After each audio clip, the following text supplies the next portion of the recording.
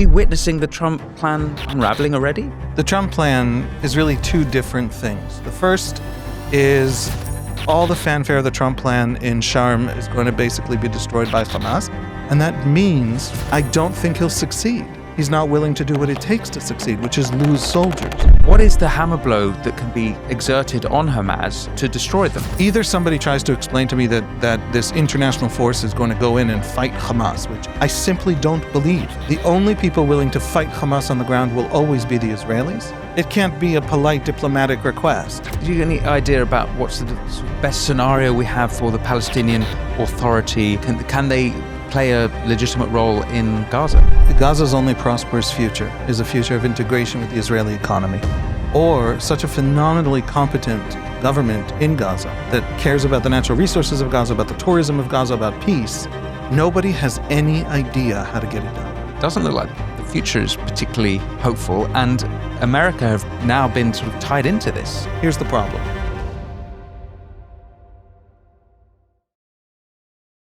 Haviv Rettig Gur, a great pleasure to speak with you here in Israel. You are one of the most popular Middle East analysts, and certainly when I've been speaking to people around Israel, they're very excited that I'm talking to you. This is a historic week to be here, and on the streets of Tel Aviv or Jerusalem, they're seemingly sort of filled with floods of tears of joy because war is over and the living hostages have been returned. What I was hoping to discuss with you is this Trump peace plan, the new world order that it seems to have been bringing in, whether or not it's really good for Israel, whether or not it's good for America, what it means for the Qataris, for the Turks. But first of all, already since the ceasefire, although the living hostages have been returned, only 4 of the 28 deceased hostages have been returned. One of which is now reported not to actually have been an Israeli. Not only that, there have been skirmishes and they broke the ceasefire lines in northern Gaza, where, and so as a consequence, IDF killed 4 Gazans there. And it seems that there's a new hell that is descended upon the Gazans, which is that Hamas, perhaps rebranding themselves, not calling themselves explicitly Hamas anymore, have emerged from the tunnels and have been killing dozens, perhaps hundreds, of people they considered treasonous to their cause. And it, to me, seems like this Trump plan, how far we can get through it, I'm starting to sort of lose sight of that. Anyway, I'd start by asking, are we witnessing the Trump plan unraveling already? The Trump plan is really two different things. The first is end of war in exchange for return of the hostages. That was never on offer. Everybody talks about how the offer to return the hostages was already on the table a year ago, back in early 2024. That is a fiction. It is a fiction advanced by people who either have short memories or are not trying to remember what actually was. Hamas never agreed to return all the hostages all at once, but over these long and convoluted kinds of periods during which there would be a great many demands made of the Israelis that essentially hand Gaza back to Hamas. The Israelis rejected that. For example, leaving the Egypt-Gaza border and allowing essentially freely for Hamas to just rearm as much as it wants and retake Gaza. So that was part of the 24. That was part of the 2024 deal, yes. Right. Hamas has never agreed. And in fact, up until a week before the actual implementation of this deal, according to all kinds of reporting, according to Qatari officials and American officials, up until a week before this deal, Hamas never agreed to a return of all the living hostages while the Israelis are still in Gaza. And so this is absolutely groundbreaking. It ends the war, and it gets Israel to agree to end the war, despite a lot of misgivings, with one simple fact, which is all the living hostages come home. Now, that is foundational and fundamental to the Israelis. These hostages, it's not just 20 souls suffering and being tortured and starved and everything we know that happened to them. It is a symbol to the Israelis of the entirety of the great arc that is in this region that is out to destroy them. the Iranians and Hezbollah, generally in Jewish history, hostages are a vocabulary of vulnerability. There's talk of it in the Bible, there's talk of it in the Talmud, there's talk of it in the Middle Ages, where people would kidnap Jews. I mean, literally in the Bible, Abraham goes to war to get back to free Lot, his nephew. Just a little factoid for folks, but in the Talmud they talk about this problem of Jews being taken hostage, and you have to redeem them, and it is elevated to one of the most important commandments in Judaism.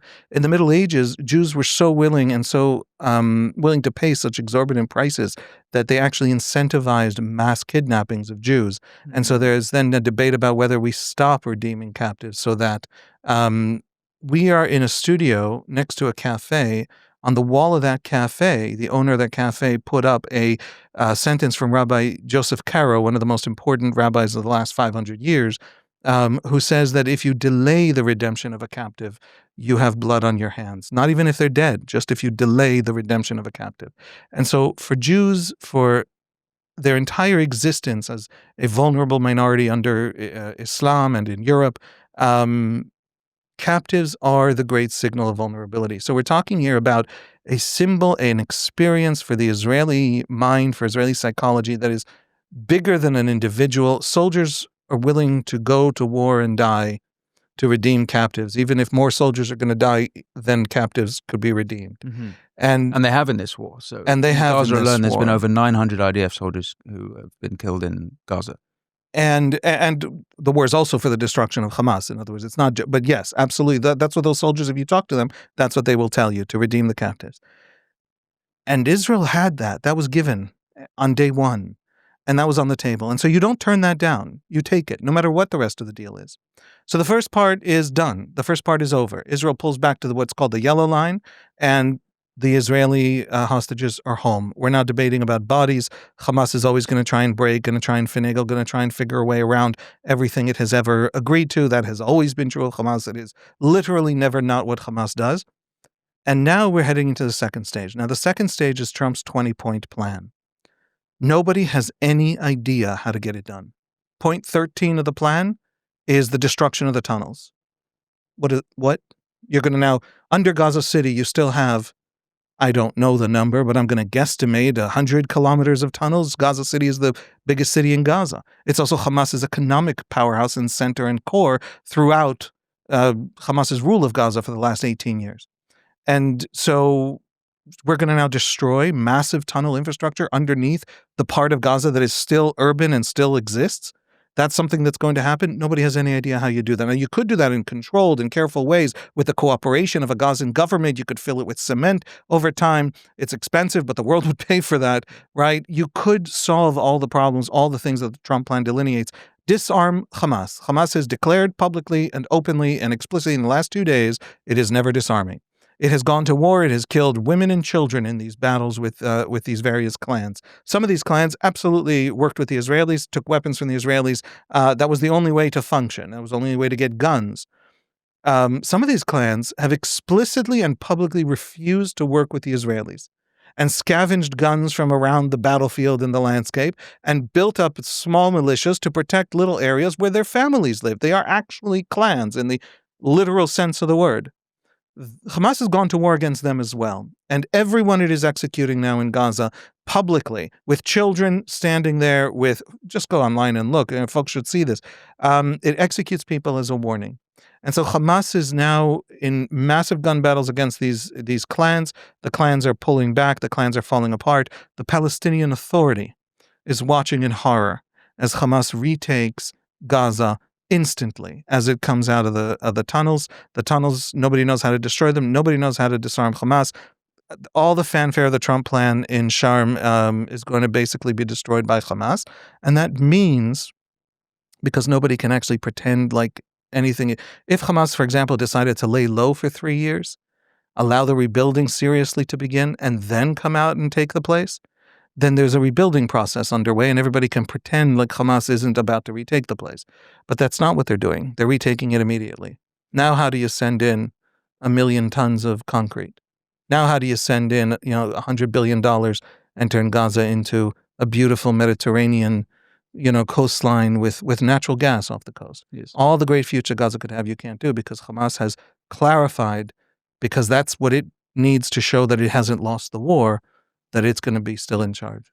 On the topic of Palestine, let's take a quick look at how the media is reporting on Starmer's decision to recognize a Palestinian state using ground news. Left-leaning The New Arab ran the headline, "Activists demand more meaningful action, end to arms sales after Palestine recognition." Contrast that with right-leaning The Daily Skeptic, who led with, "Keir Starmer confirms Britain will ignore US and Israeli anger and recognize a Palestinian state." Two very different narratives from the left and the right on the same story. We specifically partnered with Ground News because their app and website helped me and my team cut through media bias and get the full picture on any story like this one. There are over 240 articles published on Starmer's decision, and we can access every single one through Ground News, complete with source, context, and key breakdowns. Seeing all sides, regardless of political lean, is essential to cutting through media bias and getting informed the right way. That's why Ground News' blind spot feed, which highlights stories underreported by either side, is such a powerful tool. I genuinely believe in what Ground News is doing, and I encourage you to check it out by scanning the QR code or visiting ground.news/Winston. If you subscribe through my link, you'll get 40% off unlimited access. Ground News is subscriber funded. So, by supporting my sponsors, you're also supporting this show. So presumably, Trump and his team would have thought that this might be one, when they gameplayed this out, that this might be a situation. And obviously, I don't imagine that you will know exactly what Trump and his team are thinking, but it was worth playing out the possibilities. Firstly, what incentives could they create on Hamas to disarm? Maybe that was part of the deal. But also, what is the hammer blow that can be exerted on Hamas to change path, to deter them, to destroy them? And are the Arab nations, the Turks, the Qataris, have they been through this deal? Are they on the hook now to get rid of Hamas? The Turks and the Qataris specifically support Hamas, always have. They're ideologically close to Hamas. Their religious view as Muslim governments, the political parties actually, in Qatar's case, the family, and in Turkey's case, the political party that actually ruled the country, are historically part of the Muslim Brotherhood networks throughout the Middle East from which Hamas emerged. In other words, Hamas is literally the Gazan branch of the Muslim Brotherhood established in Gaza in 1987. That's its origin, and that is its religion. That is its purpose and its vision of the world. And so it's a similar story, not exactly the same, but similar to the AKP party of Erdogan in Turkey. And the Qataris. The Qataris are very much Muslim Brotherhood, to the point where Al Jazeera, through Yusuf Qaradawi, who had this important and popular show on Al Jazeera, and generally Muslim Brotherhood imams from Egypt who came to Qatar and built out the education system of Qatar. Qatar is very much on Hamas's side of every religious debate and every political debate in the Middle East within Islam. And so they are absolutely looking for ways to preserve Hamas rather than destroy Hamas. One of the things that they did here, and this was the real difference, it wasn't that, it's common now in places like CNN to declare that Trump squeezed Netanyahu and pressured Hamas, and the pressure on both sides somehow brought everybody to the table. It's a kind of categorical, sort of very shallow way of looking at it if you don't actually know what Netanyahu's actual matrix of interest that he's actually embedded in and what he would actually be responsive to. The difference here in this deal that allowed it to happen, that hasn't been on the table before, is that Trump got the Qataris to tell Hamas it's over. Mm-hmm. That holding hostages is a terrible disaster for their interests going forward. Until now, the Qataris have been telling Hamas, hold out for longer. The Qataris have very much been an enemy, pretending to be a mediator from Israel's perspective. And it needed that mediator, and they're close allies of the Americans. But on our specific struggle in this place, they're very much on Hamas's side. And then basically Israel bombed Doha. Doha was terrified suddenly. Qatar was terrified suddenly that the war would expand to them. They came running to Trump for protection.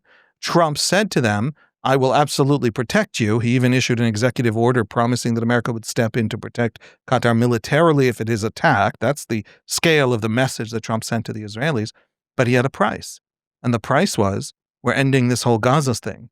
And that's when Qatar squeezed out of Hamas for its own self-interest this deal. And so the simple answer is, what leverage do you have over Hamas? It's allies, it's strategic depth, it's funders. That's Qatar and Turkey. Turkey is a NATO ally. Qatar is the highest level of ally you can be of the United States officially. Biden elevated them without being a member of NATO. They're I think it's called major non-NATO ally is the category that they were elevated to. Biden did that. Biden did that. It's part of this Trump deal as well, though. And Trump very much affirmed it. And Trump very much sees Qatar as an American ally. And the huge Al Udeid Air Force Base is there, which is the biggest American base in the Middle East. And it's not an accident. The Qataris, by the way, paid for the building of that base to make sure there's an American presence in Qatar. Because if you're sitting there as a tiny little statelet between Iran, Iraq, Saudi Arabia, right, in this very volatile region, it doesn't hurt having an American Air Force base on your territory. And so Qatar plays this game. Yeah. If Hamas can be squeezed that way, there is a chance. But everybody has to be rowing in the same direction. Everybody has to want the same thing for Gaza. Wait. If Hamas can be squeezed, what way? There's a chance of what? If the Turks and the Qataris come to Hamas and say, if you don't relinquish your guns, if your leadership doesn't leave Gaza, if Gaza's next government is still you, then that will be a disaster for us and for you. Okay. So that might work. Everything short of that will not work. No international soldier is going to fight Hamas. No international stabilization force under Tony Blair that anybody could possibly imagine. No Saudi, no Emirati, no Egyptian soldier, no American soldier, certainly no Norwegian soldier is going to go into a gun battle with Hamas. And as soon as the first soldier dies, they're going to leave. Maybe it'll be the third soldier, but they're going to leave. And so, no, there is no future for Gaza, no stability, no international mechanism. It simply won't work. The only people willing to fight Hamas on the ground will always be the Israelis. They're the only ones with skin in the game. And the only possibility of doing this without resumption of war is Qatar and Turkey. And I frankly don't see anyone willing to do that. And so the future of Gaza at the moment is Hamas, an extremely difficult rebuilding process because Hamas, everything will be stolen and taken and controlled by Hamas as it goes in. And that'll mean that the Israelis won't want it to go in. And by the way, the Egyptians probably won't want it to go in. And Gaza does not wake up into the new dawn that the Trump plan promises. But nobody knows how to remove Hamas from the equation. So I'll just add some color to what you said. I mean, it seems to me that the Qataris and the Turks have come out very well from this deal. The Qataris have 72 F-16s. The Turks have a whole fleet now of F-35s, I believe, and as well as you described, sort of protection from the Americans. And the Qataris now also have a facility in Idaho where they're able to train their pilots, I guess, to use these. Now, albeit these are old planes that are not necessarily relevant, also, but the Turks, the F-35, so the fifth gen. The Turks is real. I don't know if the Turks have rejoined the F-35 program from this. Oh, they haven't? You might be literally more up to date than me. I don't know. They were kicked out of the F-35 program. It's not clear that you can trust the Turks. Right. To have the same agenda as the other NATO countries, as the West, as Europe, etc. But yes, no question they've won in the sense that the Gaza war ended and their actor in the region, which is Hamas, is not yet destroyed. No, but I'll come back to that. But just also on a previous point, the Americans are committed to having troops in Gaza. And the reports now is that there will be 200 Americans within the month. And the Turkish media is also reporting that there's a good chance there'll be Turkish troops with them in this, and it's a part of the deal. It's called the International Stabilisation Force, the ISF, and they are going to be the new security to replace the IDF there. So we actually have got American troops. And just as a side point, like Trump being America first, his America first base are going to be mortified that now the idea of American troops in Gaza. So two options. One, it's exactly what it claims to be, and somehow the international community will find the backbone to do what it takes to push back on Hamas and really create a proper rebuilding process in Gaza that also de-radicalizes Gaza's schools, that also pushes ahead on development, on peace. Gaza is small, and it's stuck between the most powerful state in the region and the single most populous Arab state. I think Egypt's population is something like 120 million people. Gaza has no future if it needs to go to war with one of its two neighbors, either one. Incidentally, it supported Morsi in the Egyptian civil war back in 2013. When the army won that civil war, Egypt cut Gaza off from that last open border. If Hamas decides that it's at war with both of its neighbors, both of whom are in their way the biggest or most powerful country in the region, Gaza has no possible future. Right. And so if it does push back on Hamas, great. Here's the problem. That has never happened in the history of international forces. Okay? You have to go back to the Korean War. And even then, the Korean War was technically a UN police action, but it wasn't actually a UN police action. It was a United States military action. Okay, the Bosnian conflict went on for 4 years. Nobody noticed. And then NATO suddenly bombed Belgrade for 2 weeks, and the entire conflict is over. Now, that wasn't NATO. That was Bill Clinton. Okay, in fact, it was American power. In sort of the official kind of wrapping of it, they pretended like it was some kind of international force. Either somebody tries to explain to me that this international force is going to go in and fight Hamas, which I simply don't believe. The America First crowd won't let him. But even if the America First crowd he ignores them and he wants this win. He wants a Gaza that's a beautiful Riviera in 5 years, and he understands Hamas has to go, and this is the cost.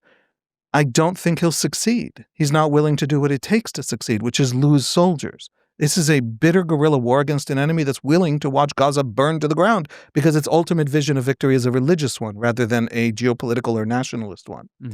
And so what will end up happening is what happened with UNIFIL in Lebanon, or with the best case scenario is what happened with the forces in the Sinai after 67, which was that after 56 and after 67, UN forces come into the Sinai.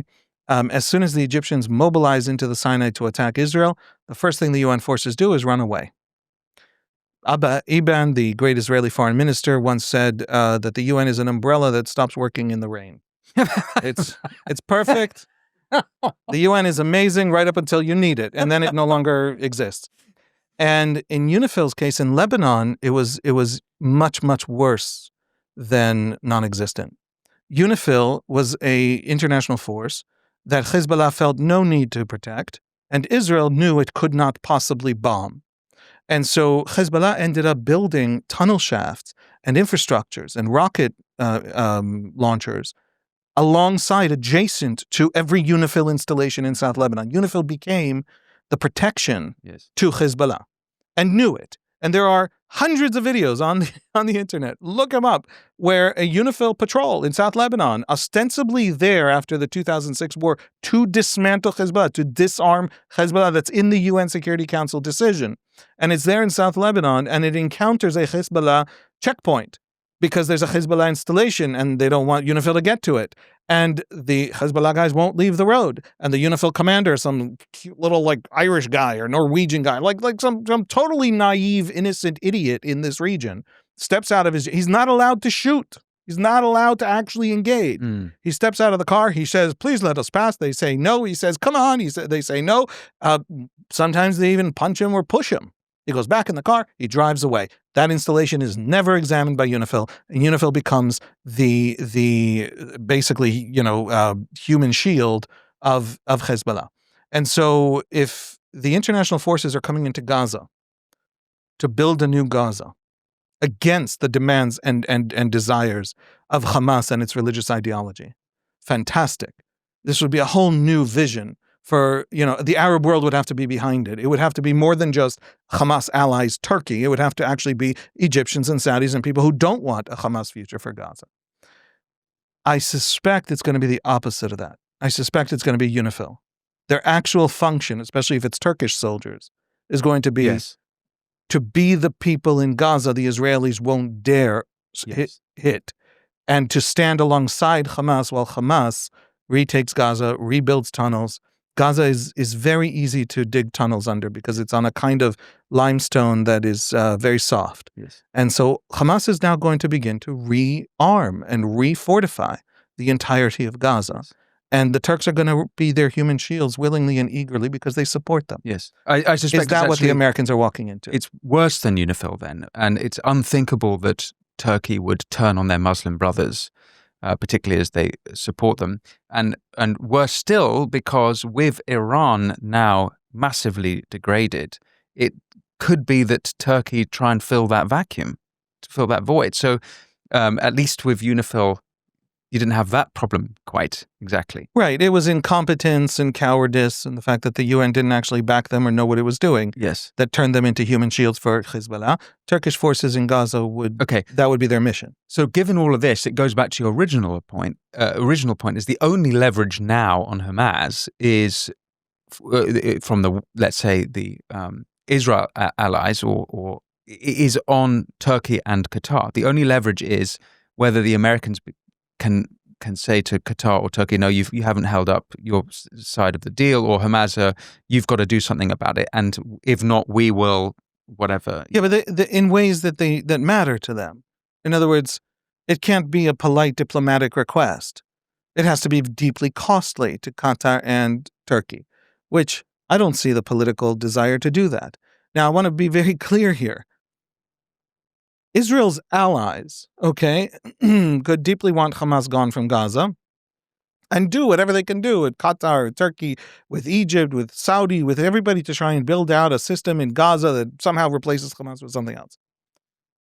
But it's the people who actually want Gaza happy and prosperous in the future going forward who need to do this, who need to deny Hamas the narrative that they're good for Gaza. There's nothing anybody can do for Gaza. We now have massacres running in the streets of Gaza by Hamas. And they will rule Gaza. And what will they do with the Gaza they rule? They're going to develop the natural gas? What are they going to do? They're going to take 20 years in which everybody breathes and rebuilds and Gaza becomes a beautiful little emirate on the Mediterranean? And then maybe continue their religious war? They're going to take a generation to raise them to be happy and prosperous and strong? Or are they just going to do another war in 5 years and bend all of Gaza's economy to that next war because they think they've won this one by simple virtue of the fact of surviving? Mm-hmm. If you're a friend of Gaza, not if you're a friend of Israel, don't wish that onto Gaza. Hamas will only ever destroy. It literally for 40 years has done nothing else. It had bombed every peace process. Hamas's charter from 1988 has an article in it that declares all of Palestine Muslim waqf. That's a Muslim trust, land given in perpetuity to Islam as a religious holding. And Hamas says publicly, explicitly, they have a new charter in 2017 that never canceled the old charter and is essentially a public relations exercise, which even people like Khalid Masha, leaders of Hamas, have said is just a PR exercise and we're not bound to it. For example, the first charter talks about destroying all the Jews. The second charter says we only mean Zionists, which is adorable. But Khalid Masha says, yes, but obviously we still mean, we never canceled the old one. Hamas's original founding charter and its deepest idea is that all of Palestine is a religious trust and the Jews cannot be allowed to remain in it. All peace, all division of the land, all compromise of any kind is evil. Hamas has bombed more peace processes than it ever fought against any occupation. Mm-hmm. And that's something to understand about Hamas. Hamas will only lead Gaza into another war.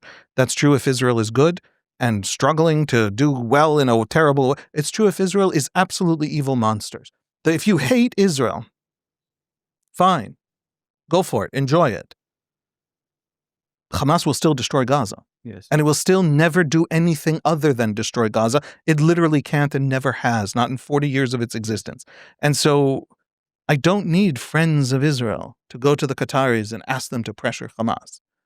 The world that wants a better future for Gaza and for Palestinians generally. When Hamas is gone from Gaza, one of the reasons Israel, left-wing Israelis, left-wing progressive Israelis, who grew up in the 90s defining themselves as pro-Palestinians, that was the Palestinian state, the end of military rule over another people, was their literally political and social identity. Those people don't want to pull out of any part of the West Bank because everywhere we pull out of, whether it's South Lebanon in 2000 or Gaza in 2005, Hamas takes over, and Hamas currently wins every poll in the West Bank. If Hamas is irremovable from Gaza, you will literally have to fight the Israelis war after war after war to push them out of anywhere else. Mm-hmm. And so if Gaza can't be redeemed, little Gaza, and the world literally can't handle it, and all the allies of Hamas in the Middle East are more powerful, it transpires, than all the people who want Hamas gone, like the Saudis and Emiratis and Egyptians, then you have made the case to the Israeli public, to the Israeli left, never mind the right, for clinging to the West Bank with every fiber of their being, because it will only ever go the way of Gaza. So, no, I don't ask allies of Israel to try to get Hamas out of Gaza. I ask every enemy of Israel, who isn't actually Hamas, who wants a better future for Palestinians and not a grand Islamist redemption story basically built on the blood of Jews. I want all of them, all the people who marched and claimed not to be anti-Semites and not to be Islamist terrorists. I want all of them to come to Gaza and say, get the hell out of there, Hamas, so we can actually rebuild this place into what it should always have been. Yes. If you were the governor of Gaza, okay, and they discovered natural gas off the coast, would you have clung to the forever war, or would you have calmed things down and built out that natural gas reserve? So although I appreciate the framing there, it's just very hard to imagine those who are the enemies of Israel to actually ever do that, because for them, I see little evidence that the prosperity of Gazans is what they want. It's the destruction of Israel that they want. But where I do see hope with the Muslim world, as you mentioned them there in passing, is the Emiratis, even the Saudis, certainly the Abraham Accordists. Those group of nations all showed, and I think this is how Jared Kushner pulled this off, which has been well documented by Barak Ravid in his book Trump's Peace, as well as in Kushner's book, is they found the common interest was between Israel and these other nations was not just fear of Iran or concern of Iran, but also they all had radical Islam as their enemy. That was the two things that they had in common that they were able to build off. And so with that in mind, it seems that without the Emiratis particularly, and the Bahrainis, who have been absolute leaders in this field, DRAD, I don't see any incentive to DRAD there for the Gazan, for the Hamas supporters.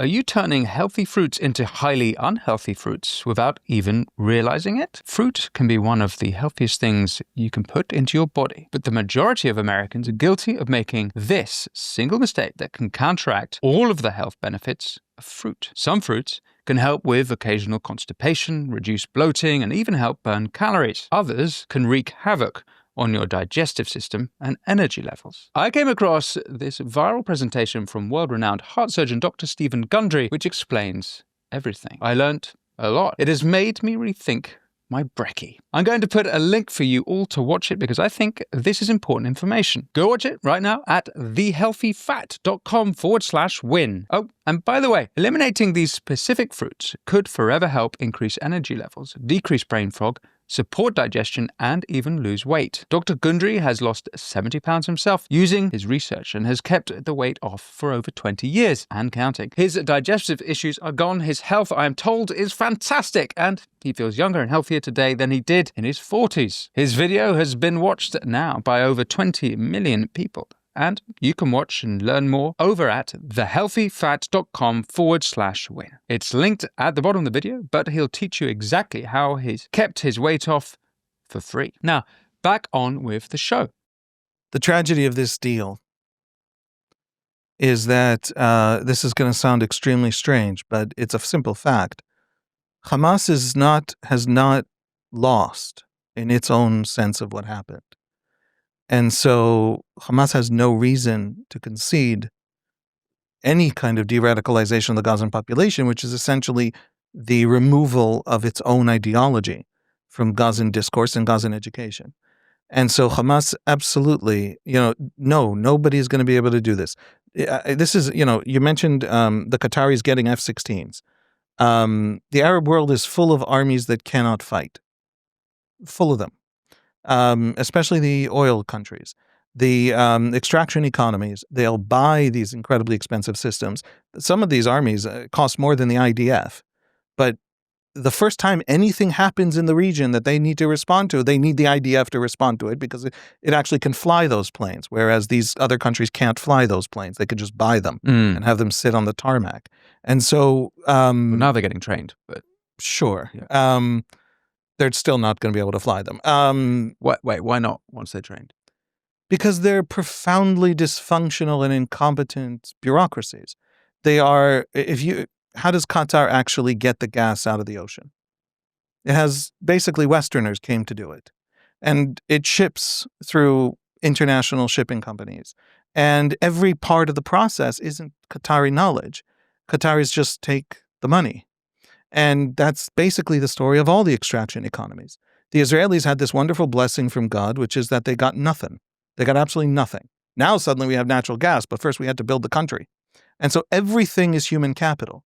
And in these extraction economies, they never invested a dime in human capital. They have universities, but what the best universities in the Gulf are universities they literally bought from American universities. Cornell came and built a university campus. I believe in Qatar or maybe Dubai. I forget which university is where. But they just came to the American university and said, come build a university. They can't build them themselves. There isn't a sense of capability and competence. And the Emiratis have this incredibly crack commando forces, really serious elite forces. But the general Emirati army is not actually an army that can deploy and seriously fight in a war. We saw that in Yemen. Mm-hmm. And the Saudis, the single rocket hits a single Saudi oil facility, and Saudi Arabia cuts out of the Yemen war, and Saudi Arabia's, by the way, oil shipments shut down for a while. So they're totally vulnerable, totally incapable of fighting a serious war. The Egyptian army is a real army, but it's also so utterly... The Egyptian army controls half the Egyptian economy. It owns clothing stores. It owns factories. The Egyptian army is such a corrupt system that it is the reason Egypt is actually collapsing financially and economically into a Somalia if it doesn't turn itself around. And everybody's watching it happen in slow motion, horrified. And so we are surrounded by countries without the basic competence to be able to actually fight back. Where did the Saudis de-radicalize? They de-radicalized Saudi Arabia. The Saudi police showed up at the doors of all the imams after 9/11, after the al-Qaeda bombings in 2003, targeting the regime in Riyadh. They said, that's it. We built a Frankenstein's monster. We have to take it down. And they went within Saudi Arabia essentially as a police operation and actively and sometimes a little bit violently de-radicalized Saudi Arabia. They don't know how to, with force of arms, de-radicalize Gaza. Yeah. The only army that will fight in Gaza is the Israeli army. And so we are, and by the way, people think that giving Israel these hostages means that Hamas no longer has leverage over Israel. It's a little bit more tragic than that. Israel no longer, can we curse on this podcast? I don't want to we insist on it. Offend British sensibilities. I know you. Please do. Israel no longer gives a shit what happens in Gaza. What does Netanyahu actually have to do now? It's politically uncomfortable that Hamas isn't dead and gone because he did promise that as part of the war propaganda. But what if Gaza now sinks into the muck and mire of a Hamas rule that's corrupt and violent and totalitarian and Islamist? What does that hurt Israel? Isn't it just hurting Gaza? I'll say more than that. Netanyahu's far right, who have been talking throughout this war about expelling all Gazans, annexing Gaza, and building settlements in Gaza. Netanyahu just signed a deal in which he committed to President Trump that absolutely cannot happen. And none of them fled his coalition, which they were supposed to do. And everybody worried, and everybody thought Netanyahu was beholden to them, because if he loses them, he actually loses his coalition in parliament. Why aren't they leaving? And the simple answer is they're counting on Hamas to ruin it. And so I am not at all sure that the Israeli interest now that we have our people back, now that we have sufficiently degraded Hamas that no October 7 is possible. And also, we're never going to make the mistake again of leaving 400 soldiers on the entire frontier. Now, what do we give a shit what happens to Gaza? And that's the tragedy. The tragedy is the Arab world won't face down Hamas. Turkey and Qatar are going to defend Hamas against Israel if they march into Gaza. And Israel, all it has to do is sit tight and let Gaza wallow in the muck. Yes. And the rebuilding of Gaza, which requires a pro-Gazan anti-Hamas coalition, simply doesn't exist because it's only ever been about the Jews. Yes, I suspect you're right there. So one of the questions I was going to ask is what have been the wins for Israel, or particularly Netanyahu, in this deal? And I was going to ask exactly about how we might see the future playing out as you've described there. At the beginning, Netanyahu said his war aims were not just to get the hostages back, but to defeat Hamas. And I wondered whether, because obviously the deal says Hamas are defeated, but as you've described there, it's not at all clear how Hamas can be defeated or got rid of. But did the deal give Netanyahu enough sort of he could present to the Knesset, he could present to the Israeli people, look, I've got Hamas is going to be destroyed as per this deal. I've done what I said we do. I've sort of honored all of the IDF soldiers who have been killed in this war because we have this deal here. Do you think I've understood that correctly in the sort of how Bibi was thinking? Ordinary Israelis, the great one colleague of mine called it the psychological knot that has unraveled, that has finally loosened, is the hostages. The hostages are back. Nobody cares about the rest. When Netanyahu declared that his only war goal, the only thing he would settle for is total victory, every Israeli I know rolled their eyes. His strongest supporters, his biggest haters, they all kind of joked. It's been a running joke in Israel for the entirety of the war. Is this total victory? Did we get to total victory? Is total victory last week, or is this week, or next week? Yeah. Netanyahu can safely say that he has turned Hamas from an Israeli problem into a Palestinian problem. And that is an enormous success, militarily, strategically. I'm describing a great tragedy for Palestinians. But this narrow part of the tragedy is self-made. Okay? The suffering of Gazans includes, right, the fact that there's been this massive Israeli war on Hamas that has destroyed entire cities, leveled cities. The fact that Gaza can't be rebuilt now by all the great love and sympathy of the world, by all the great desire of the Arab world to rebuild it, is going to be strictly on Hamas. And Hamas is going to look for ways to have the rebuilding happen while they're still in charge. And they're going to make sure that it's as hard as possible to do, because they're also going to steal and control, and the Israelis are going to therefore have an interest to work against. It will be a long time before Gaza is a threat to Israel. Hamas is only a threat to Gaza. And that's what Netanyahu is probably going to start saying.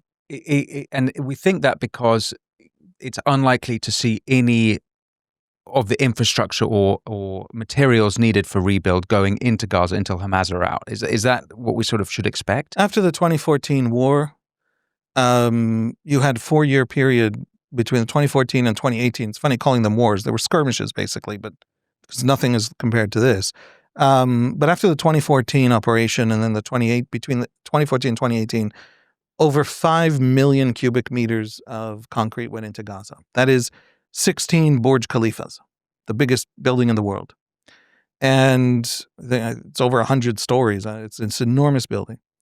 And where are the skyscrapers of Gaza? What happened to that concrete? And the answer is the skyscrapers are literally upside down, right? Some of those tunnels go 200 feet deep. Mm. And so the next 1 million cubic meters of concrete to go in, obviously they're going to go to tunnels. Mm. This is Hamas.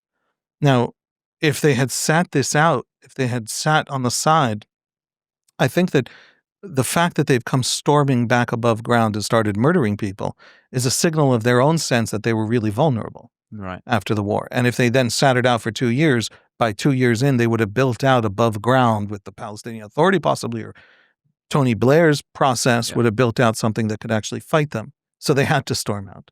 But the result of storming out is that nobody's going to send those millions of cubic meters of concrete in. Now, even if you send in infinite aid, and I've been a fan of sending in infinite aid. Every time the Israelis played with aid, first of all, it was immoral, but second of all, it always bounced back on Israel, boomeranged on Israel vastly. And the conversation about Gaza changed because the aid was held up back in the spring of this year. And maybe Israel deserved that. That was so incredibly stupid and callous that's what happened. But concrete, when Hamas is in charge, we've been through this rodeo. We've already seen how this happens. And I think that's going to be the Israeli response. And by the way, the Egyptians aren't going to want concrete to go in if it goes to Hamas. Mm. So, sorry to go back on this, but for a practical, in the Trump deal, it says that Israel cannot annex or occupy, right? Which you've alluded to already. But I think occupy in this sense means that I imagine I've understood that to mean that they'll eventually, the IDF will have to retreat to a line that would no longer be considered occupation, which I imagine would be the border before the green line, presumably the right. border. Yeah. So,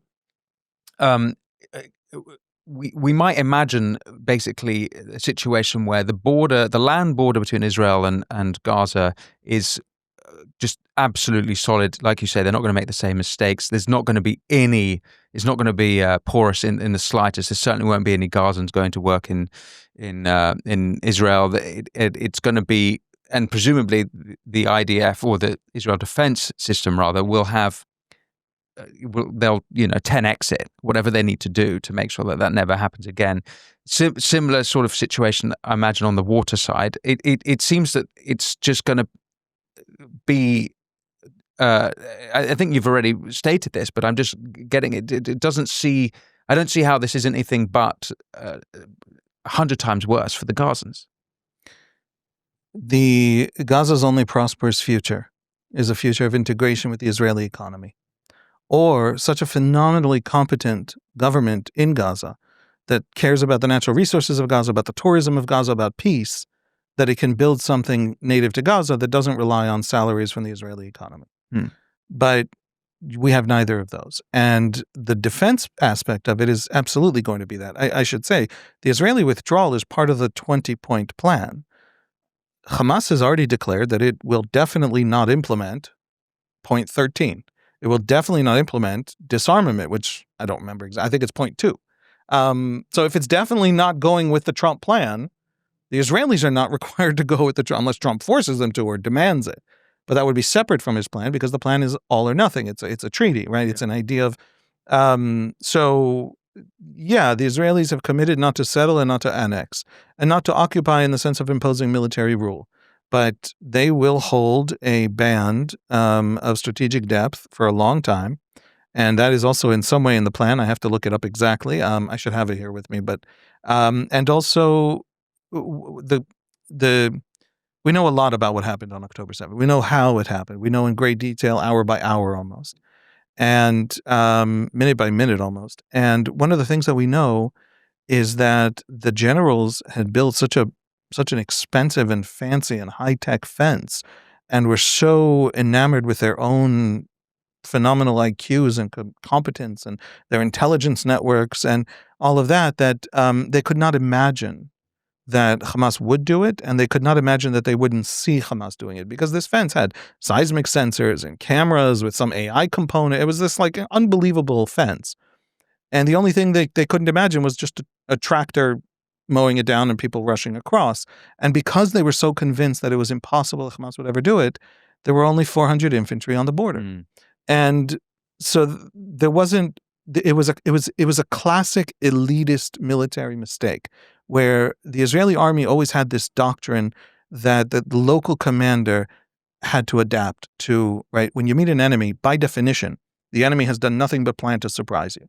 So the enemy will always upset your plans. All the best laid plans when you go to a war are going to be upended in the war. You should have as many plans as you can figure out because then you'll respond better to the surprise. But war is the realm of the unknown. And the enemy is going to surprise you. And so you have backup, you have redundancies, you have a lot more troops than you think you need because the enemy is going to surprise. The enemy does nothing. That's the definition of an enemy. And so there will simply be, thousands of infantry on that border for all time. And there will be no willingness to take in people to the Israeli economy to work in Israel, to earn Israeli salaries. And there will be no future for Gaza of any kind of integration into Israel. And the only way that could possibly be changed is if Hamas is no longer in Gaza and the de-radicalization is deep and real. And again, nobody knows how to do that. Nobody knows how to do that. What exactly has the win been for Trump through all of this? I mean, obviously right now he's being heralded around the world as the guy who brokered peace and the end of the war.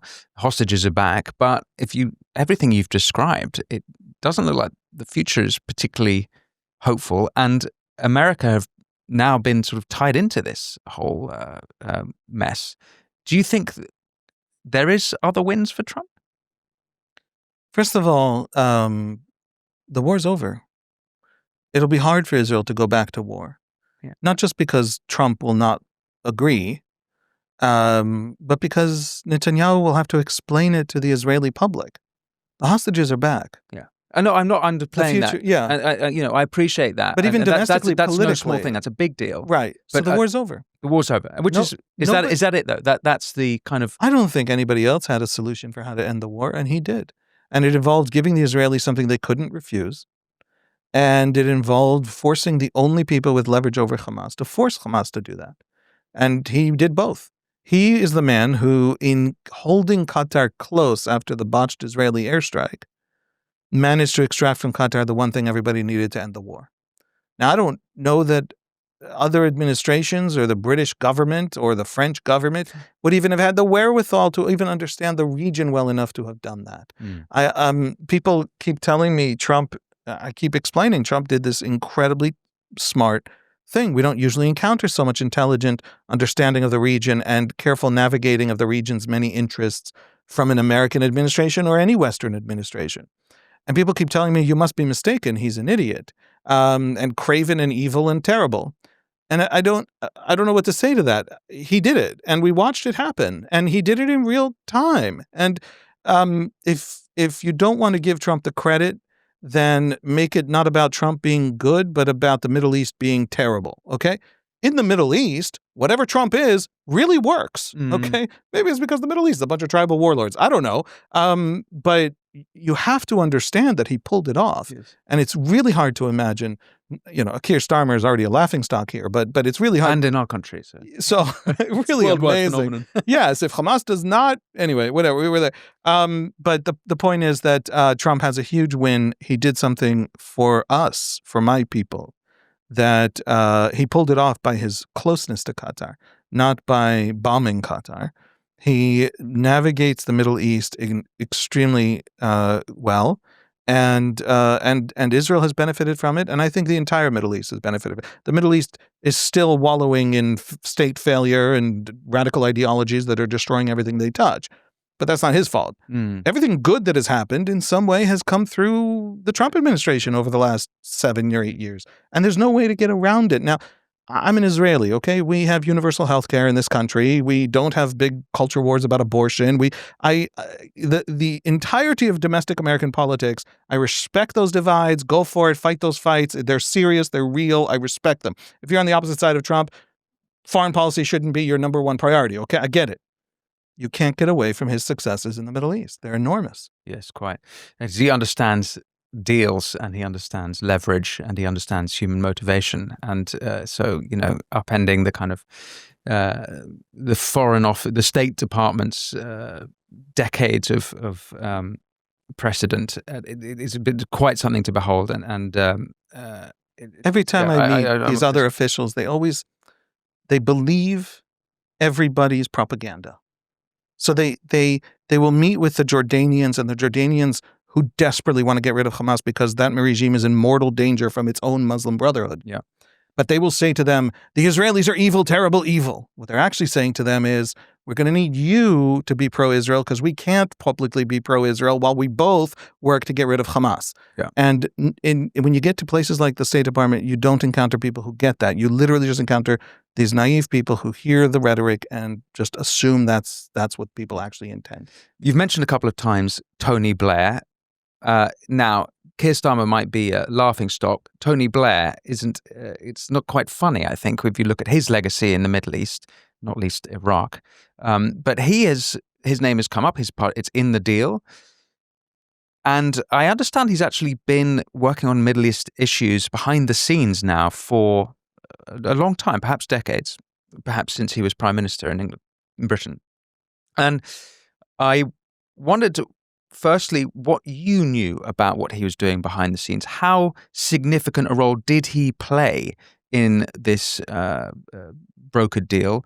And what we might expect from him being the governor now of Gaza. I don't know if you had any insight there. I don't know much about what he's been doing, which is why I suspect it's less than it appears.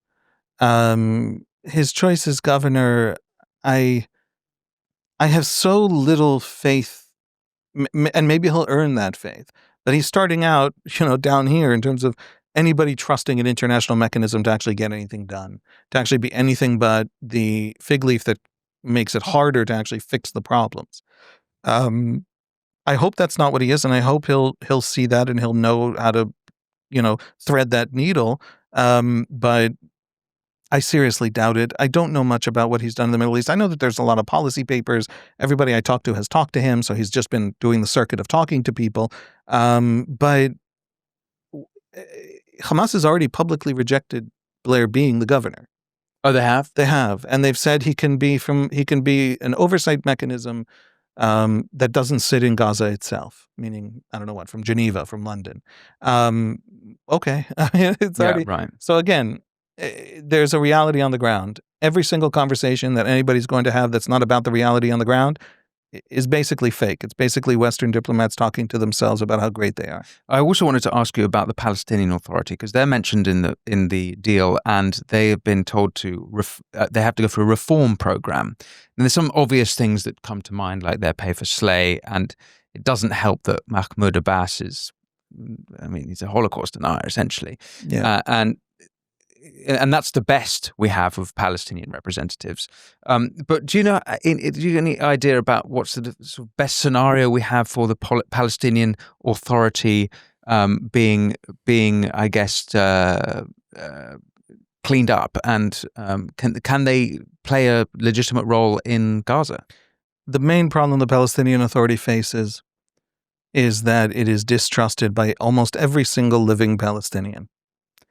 And the main reason it is distrusted, everybody has a different reason. They're kleptocracy. They're actually incompetent. They can't. Everything that's under the PA is less well run than the things that are under Israeli military rule. I mean, they're just failures, incompetence. But the thing that they're hated for the most is that they are not violently in an eternal war with the Israelis. Whereas the very thing that makes the PA something that the Americans or the British or the French or the Saudis want to take over Gaza is the thing that makes them deeply hated in the Palestinian street and will make their takeover of Gaza deeply unpopular, and therefore give Hamas wind in its sails and make it impossible for them to actually control Gaza. And so the PA isn't a solution for reasons that are deeper in the Palestinian society. It's not just about Netanyahu not accepting a pay-for-slay organization to run Gaza, whose fundamental ideology isn't fundamentally different from Hamas in terms of its seeing Israel as something illegitimate that ultimately in the grand arc of history should disappear. It's that Gazans don't like them and don't want them and don't trust them any more than they can throw them. Polls that we have of Mahmoud Abbas's favorability are in the single digits.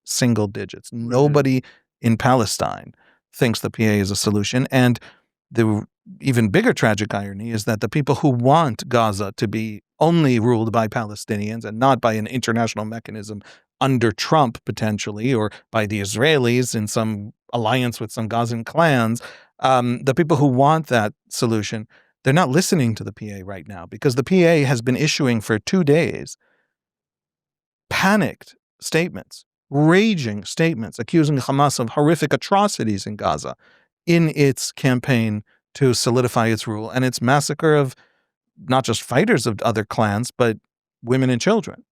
And so the PA is really almost not a useful tool, even in Palestinian terms, for running Gaza.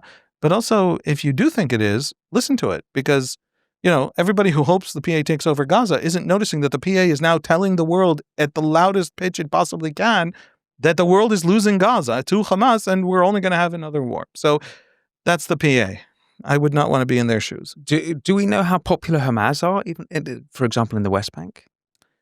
It's complicated. When you ask Gazans for their appreciation of Hamas or their support for October 7, Gazans and West Bankers, you get huge majorities in support.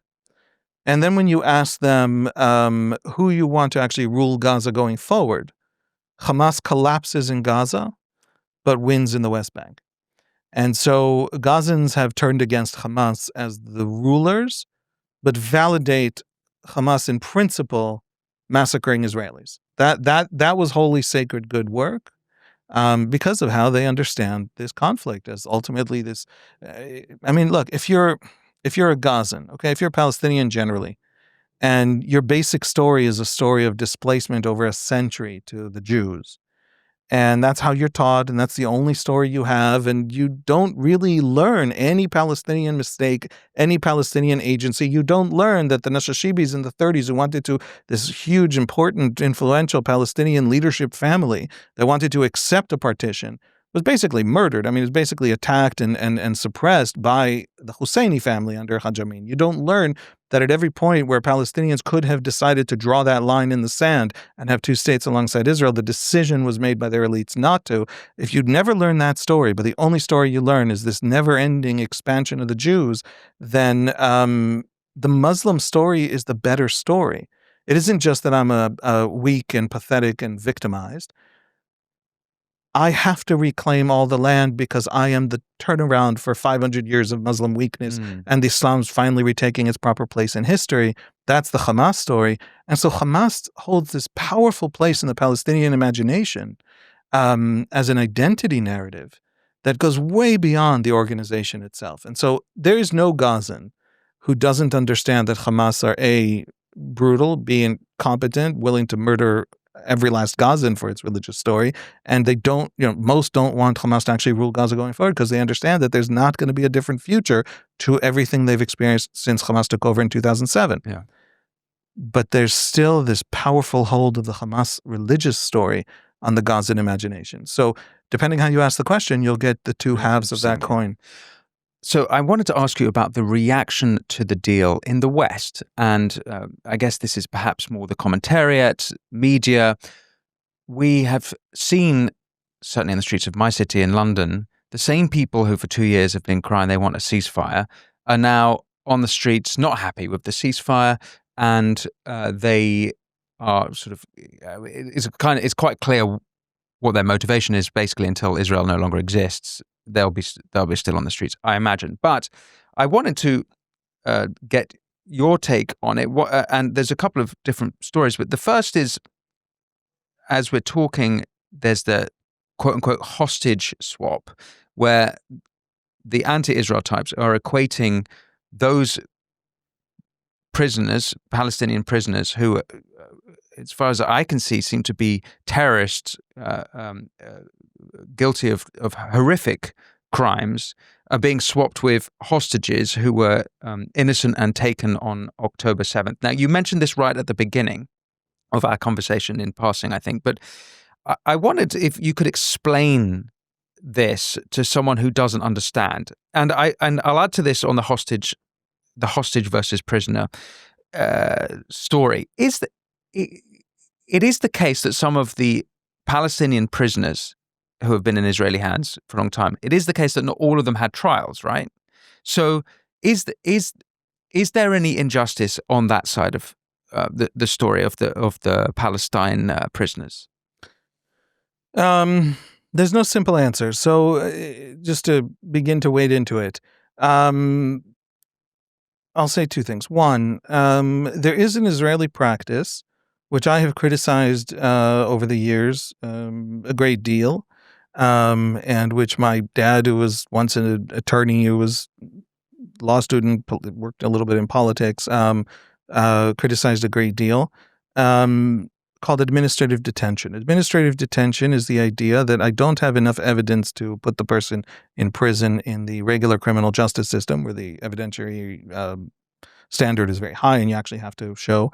But nevertheless, I know that there's a terror network here and I know who it is. And if I roll them all up and throw them in jail, it goes away. And one of the people who explained the problem of administrative detention, the moral problem is obvious. People are sitting in prison having not gone through a court system. And this was something that was small scale 30, 40 years ago and has grown because it works. The tragedy of it is that it works. Moshe Bogi Ya'alon, the former defense minister and chief of staff of the army, has said, this is absolutely problematic, deeply, deeply problematic. And when I know who it is and I throw them all in jail it has to be renewed for 6 months at a time, and you can appeal to the Supreme Court, to the High Court of Justice. But the High Court of Justice itself only requires that the secret intelligence show that this was a network, but it's not a high enough standard of evidence so the standard is nevertheless very low, even though there are some feedback mechanisms, some check mechanisms. So yes, there's this administrative detention system, which is one of the major counterterror measures that are successful, that are some of the most successful measures against these networks. And it's a huge problem. It's a huge, huge problem. I argue against it, and the argument against me is that it works. And so, can you just how are we measuring success when you say it works? You'll have 11 shootings on a particular road outside of a village. And the Shabak intelligence officer in charge of that particular area of, let's say, Samaria, the northern West Bank, will have contacts and have agents and have people talking to him who know who it is. And he will inform the army, and the army will arrest them. And while they're being held on the army's arrest, day passes, a second day, a third day, a fourth day, a fifth day, and the shootings are gone. And it's 6 people who are all connected. And maybe the army will then discover, little banknotes in which they paid for the guns, and then discover the guns, and then you throw them in jail with a proper court system. Right. Sometimes a military court, but sometimes also, especially with terrorists, civilian, just criminal court system. But sometimes you don't find the guns. But the second you arrested them, that was the last time there was a shooting in that area. Right. And then what do? And the Israeli answer of administrative detention is a bad answer. But nobody provides a different. You could obviously dismantle the entirety of military rule and pull out and establish a Palestinian state, is what the average sort of anti-Israel person will say right now. And the funny thing is, I tend to agree with that person and what they're saying, but Gaza. In other words, if I do pull out, it'll all turn Hamas, and they will burn down that part of the country as well in the bid to destroy me and murder my children. And if they stop saying it every day of the week, 3 weeks ago, Ghazi Hamad once again said, October 7th, he's one of the major leaders of Hamas still alive, told CNN, October 7th was glorious and the dead in Gaza are part of the plan. And I'm obviously paraphrasing, but so yes, there are absolutely people in Israel's prison who haven't gone on trial. Now, if you roll up 6 people, and the shootings stop, and you don't have the kind of drilled down, detailed intelligence to know if it really was only 2 of them. And so what if 4 of them are totally innocent and still sitting in Israeli prison for 6 months, it's renewed, another 6 months, it's renewed. By the time it's 4.5 years, they still are there, and there's a terror cell, but you don't exactly know all the details. This is a very difficult, problematic thing and needs to be talked about by Israelis. The fact that it works is the big problem with it. And so, yes, that's absolutely true. Hamas doesn't fight for them. Hamas doesn't demand to get them out. Hamas throws them into the demand just to bolster the numbers, just to show they got out a lot. Hamas doesn't care who rots in prisons. What Hamas fights for is the mass murderers, is its own leadership, is the people who it considers the great warriors, meaning they massacred 12 children. The people Hamas fought for are not the 1,700 prisoners not on the life term list, but the 250 who were on the serving life sentences given to them by a court. No administrative detention, no temporary, nothing outside the court system, but within the court system because they mass murdered people. Those are the people Hamas fights for. And so there is a Palestinian case, and there is a Palestinian argument here. And I'm very sympathetic to it. And everything burns to the ground for them when Hamas gets involved, because what Hamas wants, the last hostage exchange in as it's framed, as Hamas frames it, in 2011 to get out Gilad Shalit, the soldier who was kidnapped by Hamas in 2006, and we let out over 1,000 terrorists. That included the entire high command of Hamas. That included Yahya Sinwar himself. Every single person who planned October 7 was included in that release. And the mass murderers, Yahya Sinwar was called, back in 2011 when he was released from the Israeli prison, he was called by Palestinians the Butcher of Khan Yunis. And he was given that name, that nom de guerre, because of his murders of Palestinians suspected by Hamas of collaborating with Israel. He was a mass murderer, not of Jews, but of Palestinians. And so those are the people Hamas fights for.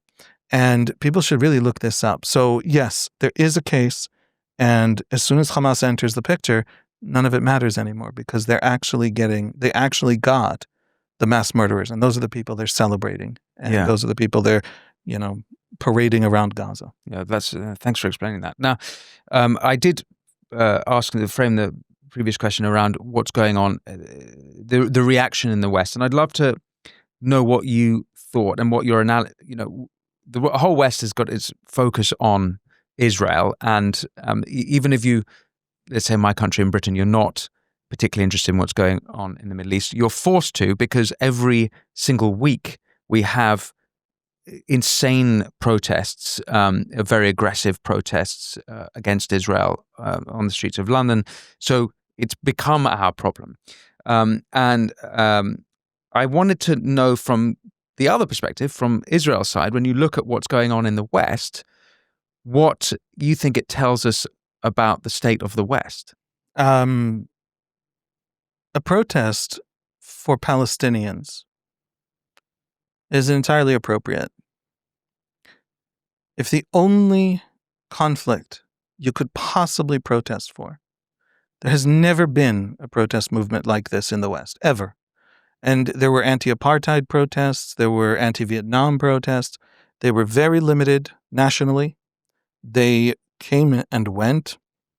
They would go quiet for a long time and then come back and then go quiet for a long time because people are exhausted, because people have jobs. They were not unified in their language, in their signage, in their rituals that they've developed. This is not organic, simple protest. This is a mass organized political uprising in the West by a certain part of the population that draws a lot of the rest of the population, because people really do see horrific images of war, decent, ordinary people on their phones. But it is nevertheless an unprecedented phenomenon. And I think that itself makes it suspect. In other words, let's imagine that the Israelis are exactly as bad as they claim, right? In America, you come to the protesters or you come to the anti-Israel, crowd on the left, on the right, and you say to them, but why just Israel? There's so many other, and they say to you, America helps fund the Israeli military. There's this aid, the $3.8 billion a year, which Israel has to spend 100% of it back in America. It's essentially a congressional funding of its own, but it is help to Israel. So we have a say in anything Israel does with its military. Okay, what about Britain? How much does Britain fund Israel? How much does France fund Israel? What about the mass protests in Holland? What are those about? And they're all coordinated in shared language, vocabulary, and, signage, literally, and phrases and songs and rituals. And so, no, there's a movement.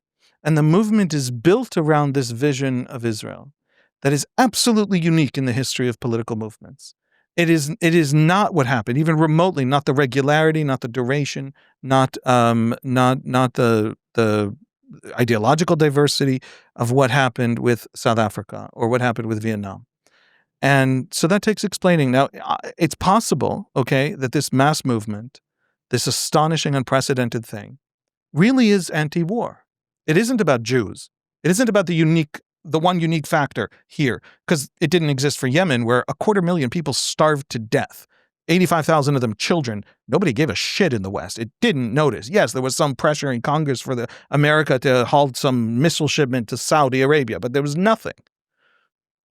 It wasn't about Syria. It wasn't about Sudan, where allies of the West with Western weapons are doing some of the fighting. It wasn't about the Nigerian Christians who are being massacred. Today. And today, at this moment, Sudan is happening this moment. 250,000 people are in actual famine conditions. There was a hunger crisis in Gaza back in June, July. It's over. It has been over for a long time. It's not over in Sudan. Nobody knows. Nobody cares. And anytime you raise it, you're an Israeli propagandist trying to avoid the war, the only war that actually matters in the world.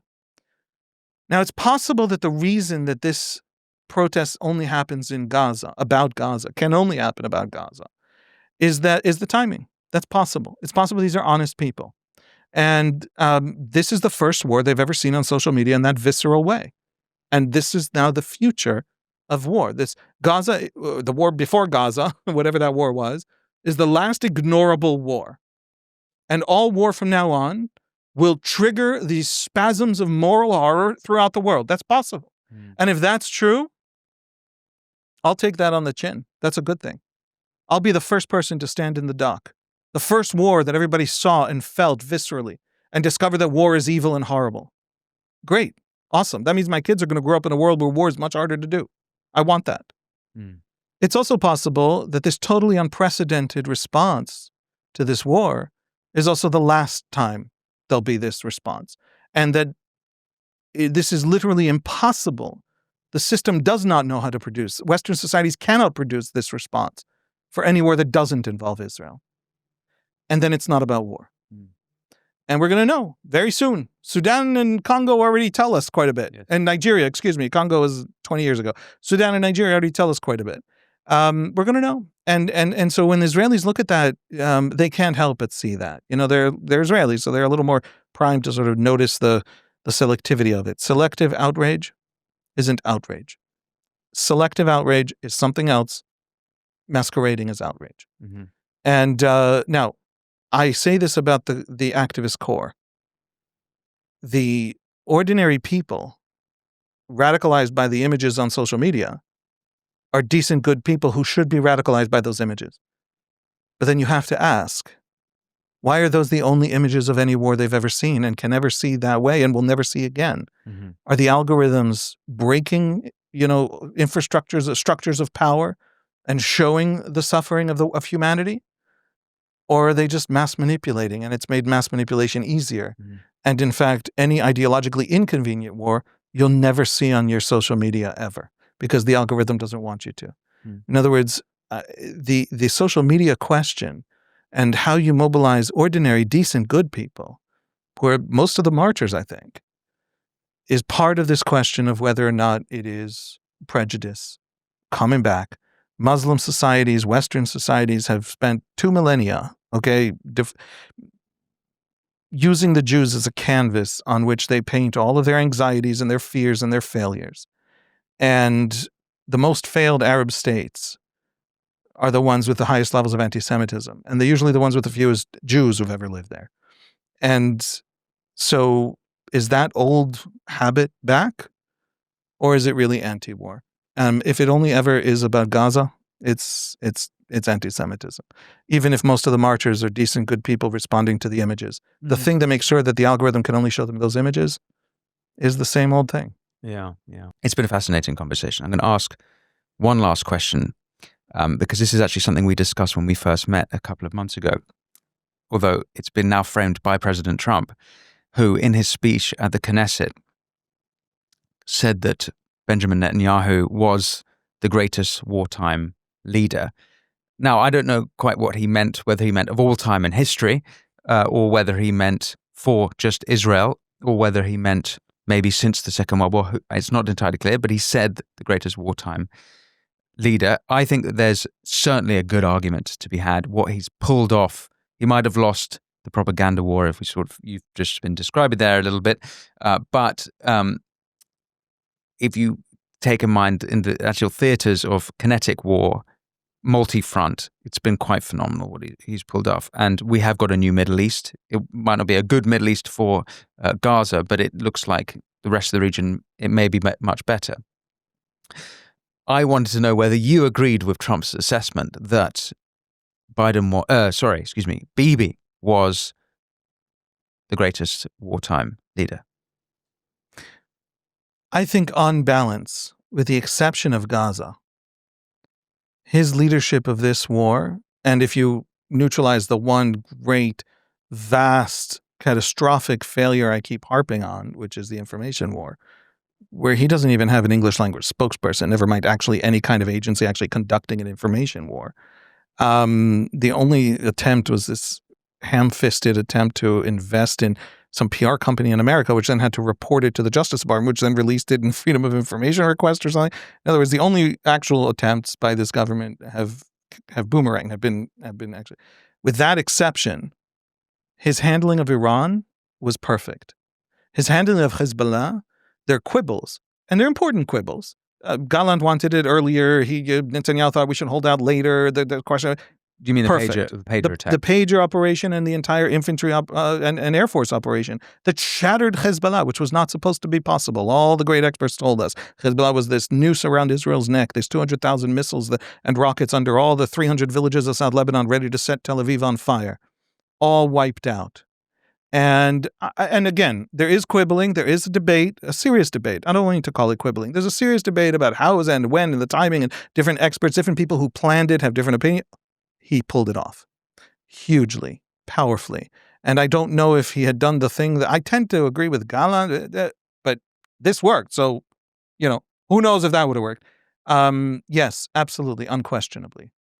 On Gaza, everything was so politicized the whole way through that we kept stopping and kowtowing to Biden, who ended up freezing the missile shipments anyway. But for 4 months, we didn't go into Rafah, and so Hamas constantly rearmed the entirety of those 4 months in early 2024. There were real, deep, serious mistakes, and I don't think anybody has yet explained to nobody has yet argued that these were not huge mistakes.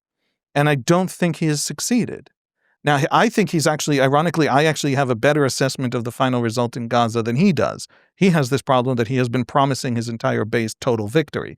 I think that making Gaza's problem rather than Israel's problem is what victory looks like in this kind of war. But then don't set the bar at total victory like an idiot ahead of time, right?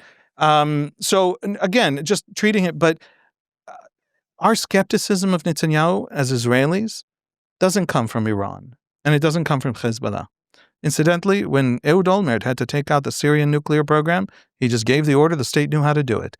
We have these phenomenally competent institutions.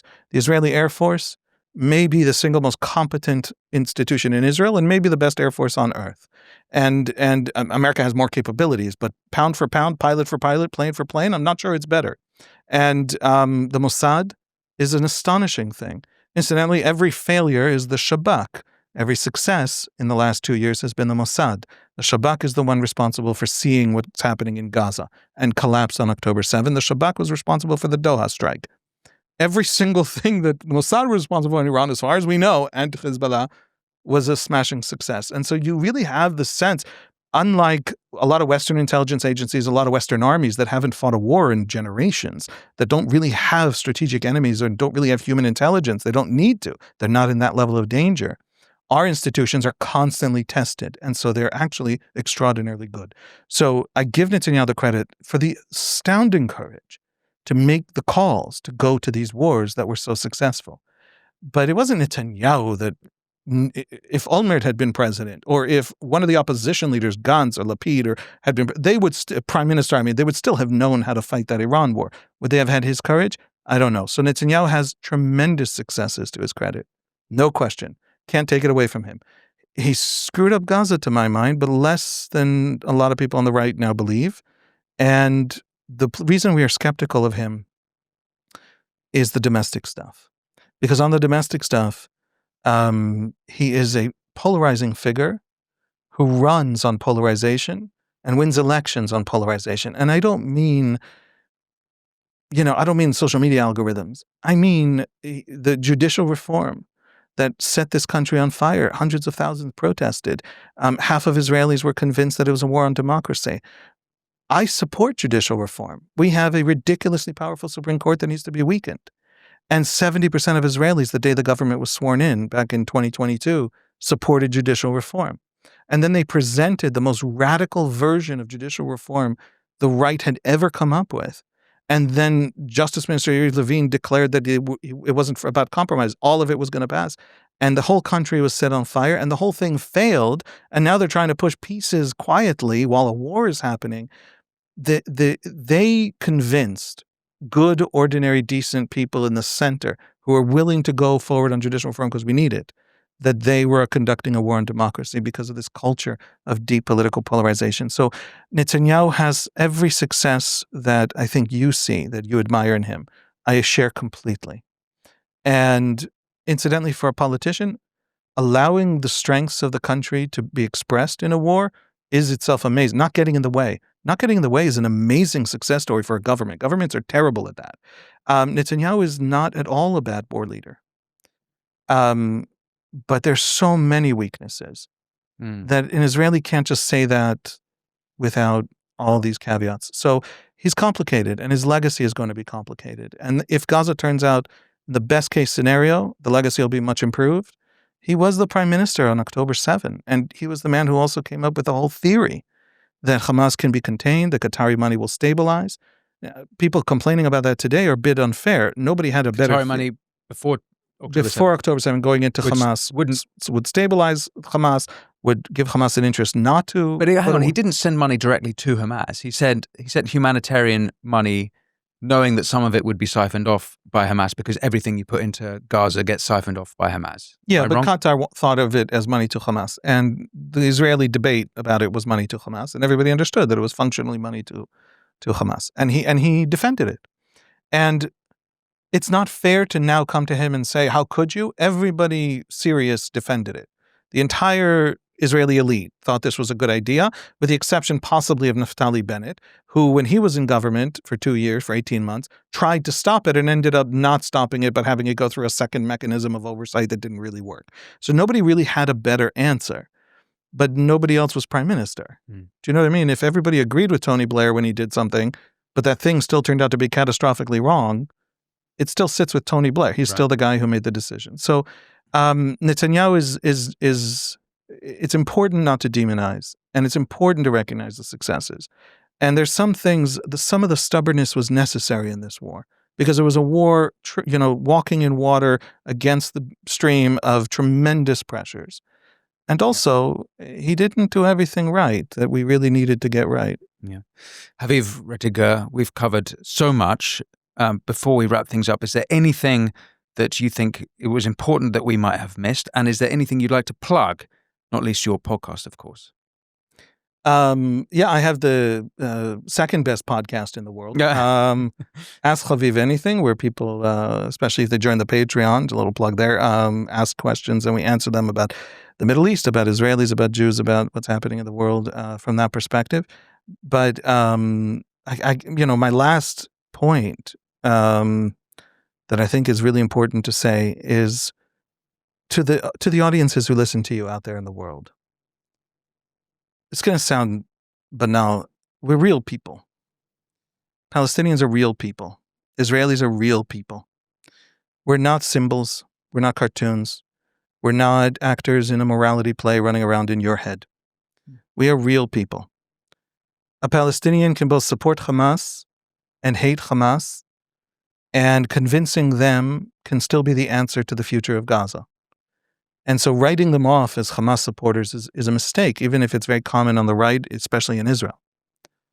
And an Israeli can support the war, desperately want a Palestinian state, entirely believe that crimes were committed by the Israeli military in this vast urban landscape of Gaza, and genuinely not have good answers to all the complex contradictions of those views. But all those views fit their experience and their knowledge and their experience of Hamas blowing up every peace process they ever voted for. We're real people. We know more than the world looking at us, obsessing about us, telling vast, complicated, but ultimately shallow and thin narratives about us that don't encompass what we know. We know more. And because we know more, we are confused and stuck, not because we know less. And so I urge people to have a lot more humility, speak to Israelis, speak to Palestinians. If all you're hearing is the propagandists, you're not going to understand what's happening going forward. You will not be able to predict and understand what's going to happen. I think in the end, the bad guys will fail. I think they will fail because they don't want to build. They don't know how to build. They don't have an ideological universe in which they can build. Hamas cannot build. And anybody in Israel who thinks the Palestinians will just somehow evaporate and we don't have to deal with it are also going to turn out to be wrong. And so in the end, what did Churchill say about the Americans? They end up doing the right thing, but only after exhausting all other options. In the end, I think that there will be a new day and a new dawn. And hopefully, just how horrible this war was, the silver lining will be that it has incentivized that better day. We are hearing Hamas is now in a brutal takeover of Gaza, and everybody's mourning that and worried about that. But Gazans are worried about that in a way that they never would have been before. And so there's in a Palestinian society a new conversation. Europe became peaceful after destroying itself. It is entirely possible that the very awfulness of this moment is the reason for optimism. Yeah. Haviv, a great pleasure speaking with you. Thank you so much. Thank you. Thank you for watching the Winston Marshall Show with Haviv Rettig Gur. Head over to winstonmarshall.co.uk if you want to enjoy ad-free viewing and listening of future episodes, as well as the opportunity to ask future guests your questions. That's all at winstonmarshall.co.uk. Otherwise, thank you for watching, and until next time. Be well.